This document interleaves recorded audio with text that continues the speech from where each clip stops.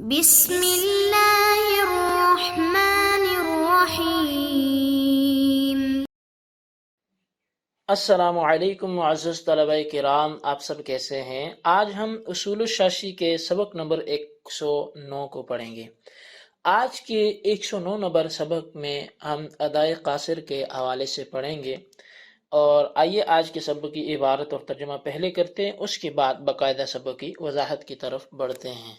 آج کی ہماری عبارت وَأَمَّا الْأَدَاءُ الْقَاصِرُ سے شروع ہوتی ہے۔ آئیے عبارت کا ترجمہ کرتے ہیں۔ مصنف علیہ رحمہ لکھتے ہیں وَأَمَّا الْأَدَاءُ الْقَاصِرُ فَهُوَ تَسْلِيمُ عَيْنِ الْوَاجِبِ مَعَ النُّقْصَانِ فِي صِفَتِهِ۔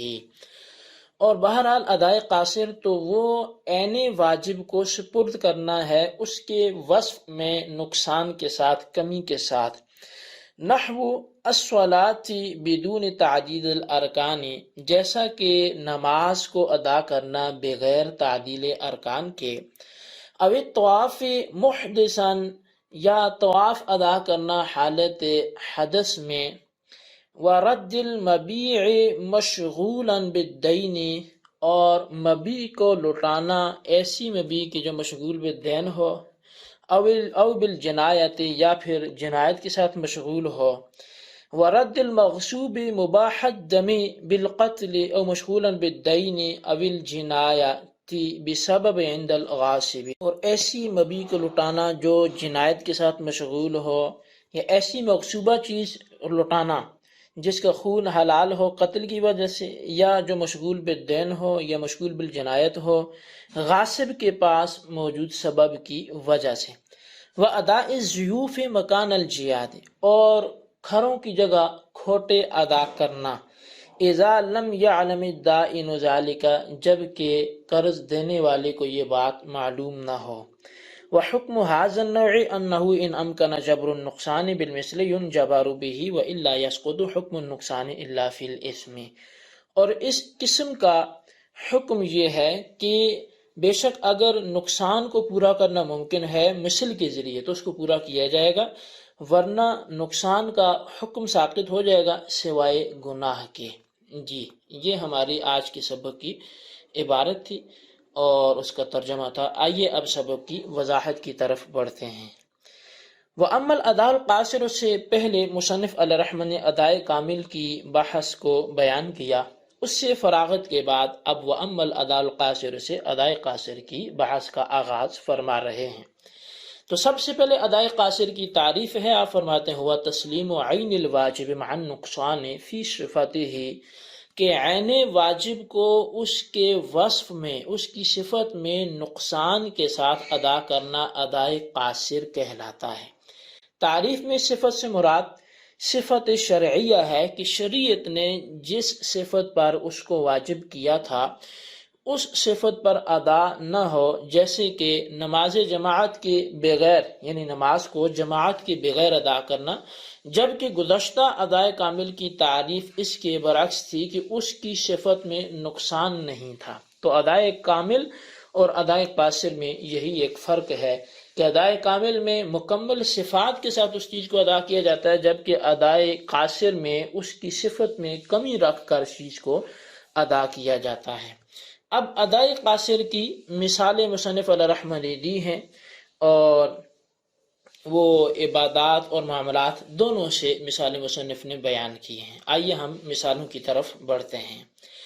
پہلی مثال مصنف تعدید ارکان کے بغیر نماز پڑھنے کے حوالے سے دیتے ہیں۔ آپ لکھتے ہیں کہ نماز کے ارکان کو اطمینان کے ساتھ ادا کرنا، چونکہ یہ تعدیل ارکان ہے تو امام اعظم ابو حنیفہ اور امام محمد رحمہ اللہ کے نزدیک تعدیل ارکان یہ واجب ہے کہ اگر اس کو ترک کر دیا تو نماز ہو جائے گی لیکن ادائے قاصر کہلائے گی، یعنی کہ اس کے وصف میں چونکہ کمی تھی تو لہٰذا نماز ادا تو ہو جائے گی لیکن قاصر یعنی کہ کمی کے ساتھ ادا ہوگی۔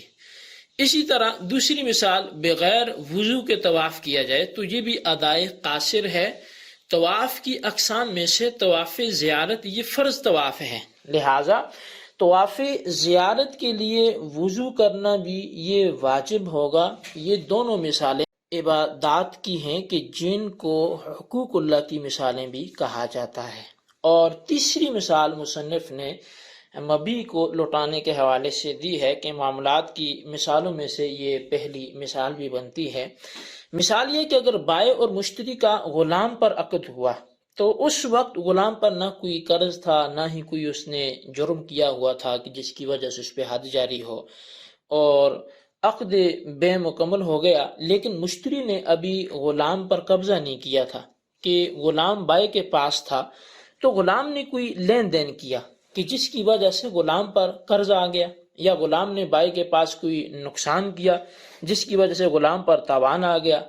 اگر بائع مشتری کو یہی غلام دیتا ہے تو یہ ادائے قاصر ہے، گویا اس نے مبی کو اس کے مکمل اوصاف کے ساتھ ادا نہیں کیا، وصف میں کمی آ گئی کہ اس صفت پر غلام کو مشتری کے حوالے نہیں کیا جا رہا کہ جس صفت پر عقد واقع ہوا تھا۔ عقد کے وقت نہ ہی اس پر دین تھا نہ ہی توان تھا کہ حوالے کرتے وقت غلام دین یا توان کے ساتھ مشغول ہے۔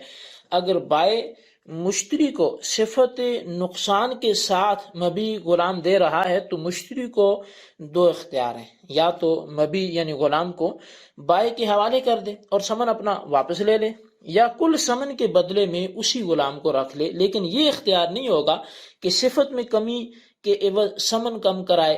اگر بائع کے پاس غلام نے کسی کو قتل کر دیا، پھر بائع نے مشتری کو غلام دے دیا اور مشتری کے پاس غلام کو قصاصاً قتل کیا گیا، تو مشتری بائع سے غلام کا ثمن وصول کرے گا۔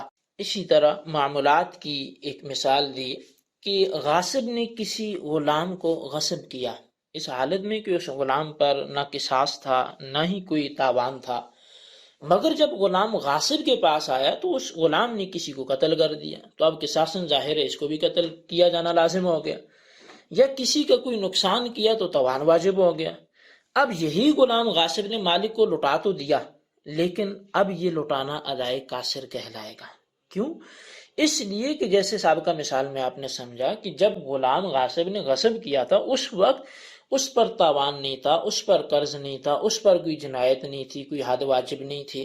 جب لٹا رہا ہے تو اگرچہ غلام تو وہی ہے، لیکن اب یہ اس کے لٹانے میں وصف تبدیل ہو گیا، وصف میں کمی آ گئی کہ پہلے یہ تمام نقائص و عیوبات سے منزہ تھا، بری و ذمہ تھا، اب جو ہے اس پہ یہ ساری پابندیاں عائد ہو چکی ہیں، تو اگرچہ غلام لٹایا جا رہا ہے لیکن اس کے وصف میں کمی کے ساتھ لٹایا جا رہا ہے، اس لیے یہ ادائے قاصر کہلائے گا۔ اور اسی طرح اگر ایک شخص نے دوسرے کو قرض کے طور پہ کھرے درم دیے تھے اور مقروض نے قرض خواہ کو کھوٹے درم واپس کیے، اور قرض خواہ کو ان درموں کے کھوٹے ہونے کا علم نہیں ہے، تو ان درموں کی ادائیگی ادائے قاصر کہلائے گی۔ اس کی وجہ یہی ہے کہ درہم اس صفت پر نہیں ہے کہ جس صفت پر مقروض کو دیے تھے، بلکہ ان میں نقصان آ گئے، کمی آ گئی۔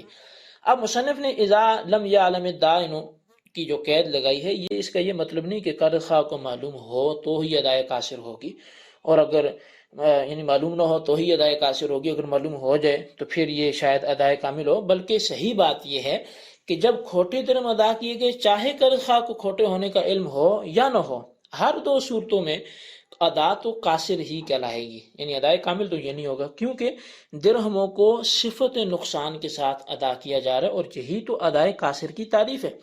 البتہ فرق یہ ہے کہ کھوٹ معلوم ہونے کے باوجود لے لینے سے تدارک کی ضرورت نہیں ہوتی کہ مالک کو پتہ ہے کہ کھوٹے دیے جا رہے ہیں، جبکہ کھوٹ معلوم نہ ہونے کی صورت میں اس کا تدارک کیا جائے گا۔ اس اعتبار سے یہ اذا لم یعلم الدائن کا فرق سمجھ میں آئے گا۔ تو بہرحال یہ ایک مثال تھی اسی حوالے سے معاملات کی۔ اب یہ دین اور قرض یہ بظاہر تو ایک جیسی ہی چیزیں ہیں، ان میں دو اعتبار سے فرق بھی بیان کیا جاتا ہے۔ ایک یہ ہے کہ دین وہ ہے جو ذمہ میں واجب ہو، جبکہ قرض وہ ہے جو ہاتھ سے ادھار لیا جائے، اور دوسرا فرق ان میں یہ کیا جاتا ہے کہ دین وہ ہے جس میں مدت متعین ہو، جبکہ قرض وہ ہے کہ جس میں مدت متعین نہ ہو۔ آخری گفتگو آج کے ہمارے سبق کی کہ اس ادائے قاصر کا حکم کیا ہے، تو مصنف علیہ رحمہ و حکم حاضر نو سے ادائے قاصر کا حکم بیان کرتے ہوئے فرماتے ہیں کہ ادائے قاصر کا حکم یہ ہے کہ اگر نقصان کی تلافی مثل کے ذریعے ممکن ہو تو نقصان کی تلافی کی جائے گی، اور اگر نقصان کی تلافی ممکن نہ ہو تو نقصان کا حکم ساقط ہو جائے گا کہ بندے پر کوئی چیز واجب تو نہ ہوگی مگر گناہ باقی رہے گا۔ تو لہٰذا یہ مثل جو ہے اس کی وضاحت میں دو چیزیں ہیں، یعنی اس کی آپ دو طرح کی قسمیں بنا سکتے ہیں، ایک مثل عقلی ہوتی ہے، ایک مثل شرعی ہوتی ہے۔ مثل عقلی سے مراد یہ ہے کہ وہ چیز معمور بھی کی طرح صورت اور معنی دونوں اعتبار سے ہو یا فقط معنی کے اعتبار سے ہو، اور مثل شرعی سے مراد یہ ہے کہ اس چیز کو معمور بھی کے نقصان کے مثل شریعت نے قرار دیا ہو، یعنی نقصان کی جو مثل ہے وہ شریعت نے قرار دیا ہو، اگرچہ ان کے درمیان بظاہر کوئی مماثلت نہ ہو۔ مثال کے طور پر طواف زیارت کو بغیر وضو کے کرنے پر اس کی تلافی کا حکم قربانی سے دیا گیا، تو قربانی وضو کی مثل شرعی ہوئی، جبکہ ظاہری مماثلت ان میں نہیں ہے۔ تو بہرحال یہ مثل کی تھوڑی سی وضاحت تھی۔ یہ ہمارا آج کا سبق تھا ادائے قاصر کے حوالے سے۔ آپ نے آج ادائے قاصر کی تعریف بھی سنی، اس کی عبادات کے حوالے سے مثالیں بھی سنی، معاملات کی مثالیں بھی سنی، ان کے احکامات بھی آپ نے سنے۔ اس سبق کو اپنے پاس نوٹ کریں، خلاصہ اپنے مفہوم کے اعتبار سے لکھیں، بالخصوص ان سوالات کے جوابات دیں۔ سوال نمبر 1 یہ ہے کہ ادائے قاصر کی تعریف بیان کرتے ہوئے کوئی ایک مثال تحریر کریں، اور سوال نمبر 2 یہ ہے کہ مثل کی اقسام کی وضاحت کریں۔ اللہ تبارک و تعالیٰ سے دعا ہے جو کچھ ہم نے پڑھا سنا اسے یاد رکھنے کی توفیق نصیب فرمائے۔ آمین بجاہ نبی الامین صلی اللہ علیہ وسلم۔